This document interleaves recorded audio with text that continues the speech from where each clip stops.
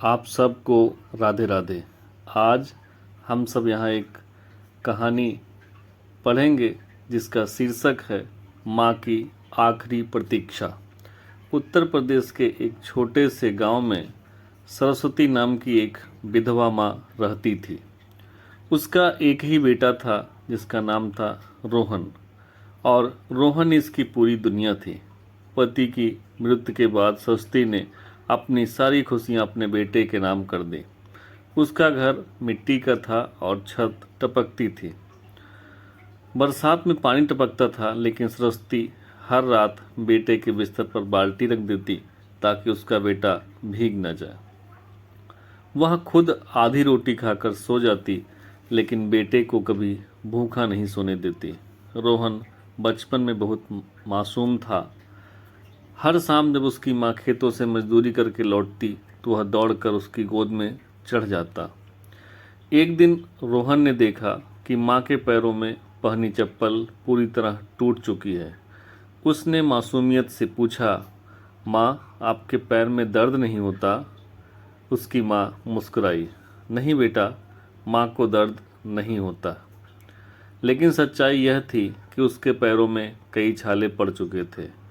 उस रात रोहन ने अपनी छोटी गुल्लक निकाली और बोला, माँ, जब मैं बड़ा हो जाऊंगा ना, तब आपको सबसे सुंदर चप्पल दिलाऊंगा और एक बड़ा घर भी।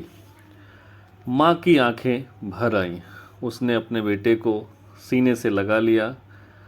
सरस्वती सुबह 4 बजे उठ जाती, कभी खेतों में काम करती तो कभी लोगों के घर में बर्तन मांजती, सिर्फ इसलिए ताकि उसका बेटा पढ़ सके। गांव वाले अक्सर ताना मारते, अरे सरस्वती, इतना पढ़ाकर क्या करेगी? आखिर मजदूर का बेटा मजदूर ही तो बनेगा।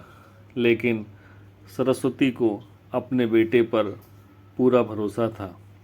वह हर रात भगवान से एक ही प्रार्थना करती, हे भगवान, मेरी जिंदगी ले लो, लेकिन मेरे बेटे के सपने पूरे कर देना।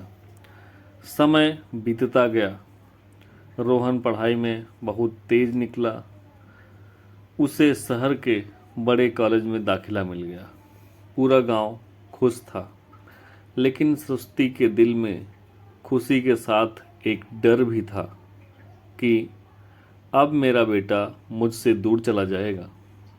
जिस दिन रोहन शहर जाने लगा, माँ ने उसके बैग में चुपके से गुड़ और पराठे रख दिए।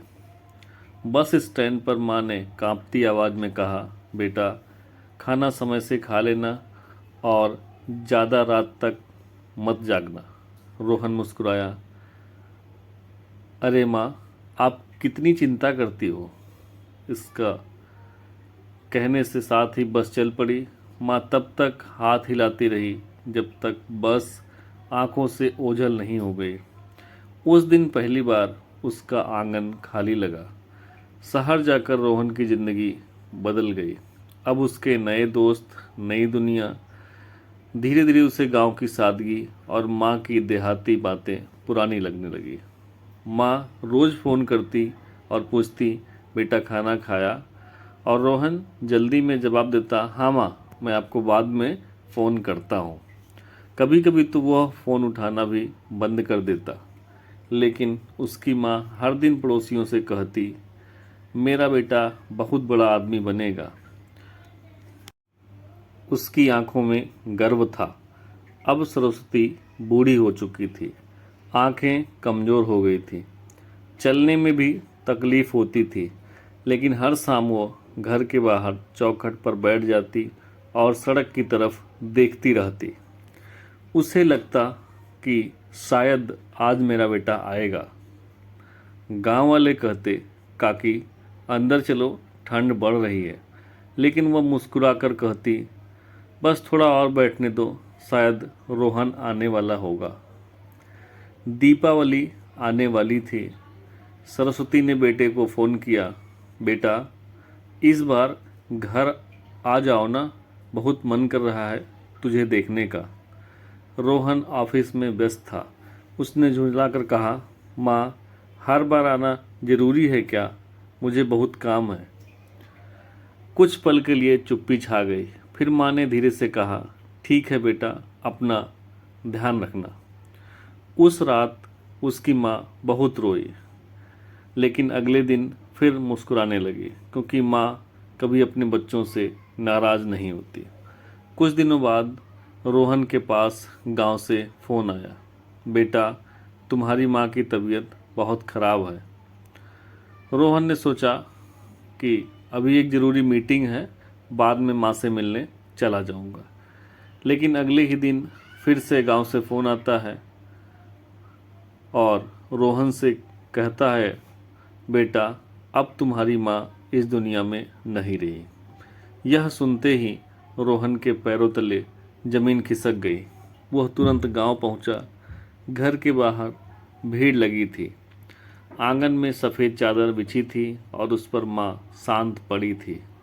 रोहन माँ के पैरों में गिर पड़ा। माँ, उठो ना, देखो मैं आ गया। लेकिन अब बहुत देर हो चुकी थी। पड़ोस की एक बूढ़ी औरत ने रोहन को एक डिब्बा दिया। उसमें एक नई जोड़ी चप्पल, कुछ पैसे और एक चिट्ठी थी। चिट्ठी में लिखा था, मेरे प्यारे बेटे रोहन, मैंने तेरे लिए थोड़ा थोड़ा पैसा बचाया था। सोचा था जब तू आएगा तो तेरे लिए नई घड़ी खरीदूंगे। बेटा, तू बचपन में कहता था कि मुझे नई चप्पल दिलाएगा, पर देख, इस बार मैंने खुद अपने लिए चप्पल खरीद ली ताकि तुझे तकलीफ़ ना हो। बेटा, अगर कभी मैं ना रहूं तो खुद को अकेला मत समझना। मेरी दुआ हमेशा तेरे साथ रहेगी। यह पढ़ते ही रोहन ज़ोर ज़ोर से रोने लगा। उसने माँ की चप्पल को सीने से लगाया और कहा, माँ, ज़िंदगी में मैं सब कुछ पा लिया, लेकिन मैंने ज़िंदगी की सबसे कीमती चीज़ खो दी, अर्थात माँ को। उस दिन रोहन को समझ में आया, माँ कभी अपने लिए नहीं जीती। माँ की ममता का कोई मोल नहीं। दुनिया में हर रिश्ता बदला जा सकता है, लेकिन माँ का प्यार कभी नहीं। जो लोग अपने माता पिता की कद्र करते हैं, वही सच में सबसे अमीर लोग होते हैं। माँ बाप का साया ही दुनिया में सबसे